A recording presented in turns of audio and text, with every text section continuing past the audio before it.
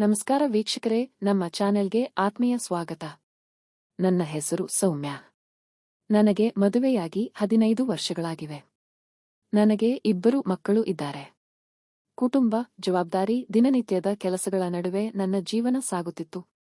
2ನೇ ಮಗುವಿನ ನಂತರ ನನ್ನ ಗಂಡ ರಮೇಶ್ ನನ್ನಿಂದ ಸ್ವಲ್ಪ ದೂರವಾಗತೊಡಗಿದರು. ಪ್ರೀತಿ ಮತ್ತು ಕಾಳಜಿ ಇದ್ದರೂ ಹೆಂಡತಿಗೆ ಬೇಕಾದ ಆತ್ಮೀಯತೆ ಕಡಿಮೆಯಾಯಿತು. ರಾತ್ರಿ ಅವರು ಮಕ್ಕಳ ಜೊತೆಯಲ್ಲೇ ಮಲಗುತ್ತಿದ್ದರು. ಆ ಕೊರತೆ ನನ್ನ ಮನಸ್ಸನ್ನು ಕಾಡುತ್ತಿತ್ತು. ಆ ಖಾಲಿತನ ನನ್ನೊಳಗೆ ಮೌನವಾಗಿ ಬೆಳೆಯುತ್ತಿತ್ತು. ಯಾರಿಗೂ ಹೇಳಲಾಗದ ಬೇಜಾರು, ಒಂಟಿತನ ನನ್ನ ದಿನಚರಿಯ ಭಾಗವಾಗಿತ್ತು.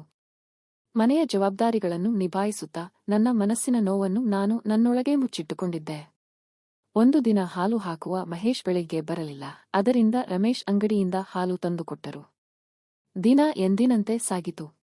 ಮಕ್ಕಳನ್ನು ಶಾಲೆಗೆ, ಗಂಡನನ್ನು ಕೆಲಸಕ್ಕೆ ಕಳಿಸಿ ನಾನು ಮನೆಯೊಳಗೆ ತೊಡಗಿಕೊಂಡೆ. ಮಧ್ಯಾಹ್ನ ಮಹೇಶ್ ಮನೆಗೆ ಬಂದು ಕ್ಷಮೆ ಕೇಳಿದರು. ನಾನು ಹೊರಗೆ ಬಂದು ಮಾತನಾಡಿದೆ. ಅವನ ಮಾತು, ನಡವಳಿಕೆಯಲ್ಲಿ ಯಾವುದೋ ಅಸಾಮಾನ್ಯತೆ ಕಂಡಿತು. ಅದನ್ನು ಅಷ್ಟಾಗಿ ಗಮನಿಸದೆ ನಾನು ಒಳಗೆ ಹೋದರೂ ಆ ಕ್ಷಣ ಮನಸ್ಸಿನಲ್ಲಿ ಉಳಿಯಿತು. ನಂತರ ಕನ್ನಡಿಯ ಮುಂದೆ ನಿಂತಾಗ ನನಗೆ ನನ್ನಲ್ಲೇ ಬದಲಾವಣೆ ಕಾಣಿಸಿತು. ಅಜಾಗರೂಕತೆಯಿಂದ ಉಂಟಾದ ಪರಿಸ್ಥಿತಿಗೆ ನನಗೆ ನಾಚಿಕೆ ಆಯಿತು. ಅದೇ ಕಾರಣಕ್ಕೆ ಮಹೇಶ್ ಅಷ್ಟು ಗಾಬರಿಯಾಗಿದ್ದಾನೆ ಎಂಬ ಅರ್ಥ ನನಗೆ ನಂತರ ತಿಳಿಯಿತು. ಆ ದಿನವೆಲ್ಲ ಅದೇ ಯೋಚನೆ ನನ್ನ ಮನಸ್ಸನ್ನು ಬಿಟ್ಟಿಲ್ಲ. ಮಾರನೇ ದಿನ ಬೆಳಿಗ್ಗೆ ಮಹೇಶ್ ಬಂದಾಗ ಸ್ವಲ್ಪ ಮುಜುಗರವಾಯಿತು. ಆದರೂ ಮಾತು, ನಗು ಸಹಜವಾಗಿ ಮುಂದುವರಿದವು. ಅದೆಲ್ಲ ಮೌನದ ಭಾವನೆಗಳೇ ಆಗಿದ್ದವು. ಕೆಲವು ದಿನಗಳು ಹೀಗೆಯೇ ಕಳೆಯಿತು. ಮಾತಿಲ್ಲದ ನಗು, ಅರ್ಥಪೂರ್ಣ ನೋಟಗಳು ಮನಸ್ಸಿನಲ್ಲಿ ಹೊಸ ಪ್ರಶ್ನೆಗಳನ್ನು ಹುಟ್ಟಿಸುತ್ತಿದ್ದವು. ನಾನು ಕನ್ನಡಿಯಲ್ಲಿ ನನ್ನನ್ನೇ ನೋಡಿಕೊಂಡು ನನ್ನೊಳಗಿನ ಬದಲಾವಣೆಯನ್ನು ಗಮನಿಸುತ್ತಿದ್ದೆ. ನನ್ನೊಳಗೆ 2 ಮನಸ್ಸುಗಳು ಹೋರಾಡುತ್ತಿದ್ದವು. ಒಂದು, ಇದು ತಪ್ಪು ಎಂದು ಹೇಳುತ್ತಿತ್ತು. ಇನ್ನೊಂದು, ನನ್ನ ಭಾವನೆಗಳನ್ನು ಯಾರೂ ಅರ್ಥಮಾಡಿಕೊಂಡಿಲ್ಲ ಎಂಬ ನೋವನ್ನು ನೆನಪಿಸುತ್ತಿತ್ತು. ಆ ಗೊಂದಲದಲ್ಲಿ ದಿನಗಳು ಕಳೆಯುತ್ತಿದ್ದವು. ಒಂದು ದಿನ ಧೈರ್ಯ ಮಾಡಿ ಮಹೇಶ್ ಬಳಿ ಬೆಣ್ಣೆ ತರಲು ಕೇಳಿದೆ. ಅವನು ಒಪ್ಪಿಕೊಂಡನು. ಮಧ್ಯಾಹ್ನ ಸಮಯ ಆಯ್ಕೆ ಮಾಡಿಕೊಂಡೆ, ಏಕೆಂದರೆ ಆ ಸಮಯದಲ್ಲಿ ಮನೆ ಖಾಲಿಯಾಗಿರುತ್ತದೆ ಎಂಬುದು ನನಗೆ ಗೊತ್ತಿತ್ತು. ಆದರೆ ಆ ದಿನ ಅವನು ತನ್ನ ಹೆಂಡತಿಯೊಂದಿಗೆ ಬಂದಾಗ ನನಗೆ ತುಂಬಾ ನಿರಾಸೆಯಾಯಿತು.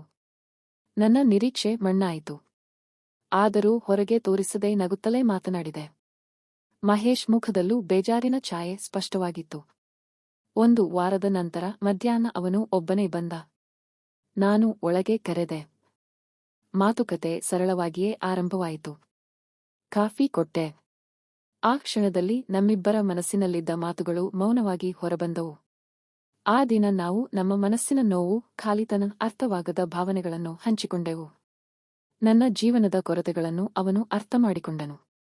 ನಾನು ಕೂಡ ಅವನ ಭಾವನೆಗಳನ್ನು ಗೌರವದಿಂದ ಕೇಳಿದೆ. ಅದರ ನಂತರ ಸಮಯ ಸಿಕ್ಕಾಗಲೆಲ್ಲ ನಾವು ಮಿತಿಯೊಳಗೆ ಅರ್ಥಪೂರ್ಣವಾಗಿ ಭೇಟಿಯಾಗುತ್ತಲೇ ಇದ್ದೆವು.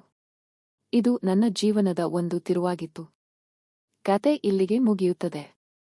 ಇಂತಹ ಮನಸ್ಸಿಗೆ ತಟ್ಟುವ ಕತೆಗಳಿಗಾಗಿ ನಮ್ಮ ಚಾನೆಲ್ ಅನ್ನು ಸಬ್ಸ್ಕ್ರೈಬ್ ಮಾಡಿಕೊಳ್ಳಿ.